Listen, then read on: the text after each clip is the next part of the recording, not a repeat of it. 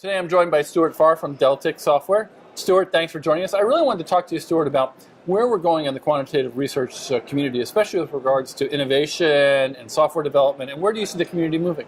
Sure. Well, we're actually very excited in this whole world right now because of essentially two reasons. One is that the new data sets that are now available, made available in this form of big data, dare I use that phrase, but data sets like news, be that raw news or sentiment, raw Twitter or sentiment, and other data sets coming out of this concept of the Internet of Everything, where devices and processes are recording data sets. So domestic utilization of energy, shipping movements and things like that are all getting collected now and are ready for quants really to take them on board.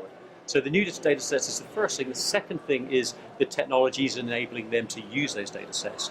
And so, I'm a commercial guy, that includes our technology, but it also includes the open source community that has been extremely active and have got some great products out there from the data management side, from the analytical side. They're really forcing us commercial guys to push innovation, to drive innovation. It's interesting you say that, because historically the community has not been very welcoming of open source. I guess really almost it starts with some of the larger institutions and security and concerns. Are we seeing a change in that? There's a lot of take up of this technology, of the open source technology and these new data sets in the small quant shops. There are a lot of small quant shops around that are under the radar of traditional commentary, and they don't bring themselves up to the light of day, if you will, for their own reasons, but there is a lot of adoption in the smaller prop firms, in the very small hedge funds. It hasn't got widely adopted in the big hedge funds, certainly, in the bigger firms, but at the grassroots level, if you will, there is a lot of adoption, and for good reason. Is it more along the sort of computational side or the analytics side, or are we seeing it more on the processing side or even the trading side? Less on the trading side. I don't think there's a strong case for using open source on the trading side. There's too many just security and just reliability issues. But on the analytics side and the data management side, there are some very good tools out there in the open source community, as well as the vendor community as well.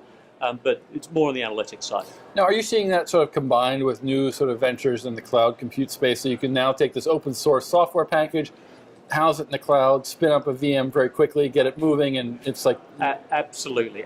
So in the quant world, big data sets and the cloud go like hand in glove. They're very natural bedfellows for good reason. You leave the data where it is. You don't try and move the data all over the world. You just leave it where it is and bring the analytics there. So there is a very natural synergy, if you will, of cloud and analytics and data. So to your question directly, we see people all the time spinning up servers in MY4 and cloud computers in MY4, and indeed on Amazon as well. People are actually just trying it out on Amazon to begin with, but see whether that works for them, and if so, they may take it somewhere a little bit more financial services specific later, but it's happening a lot.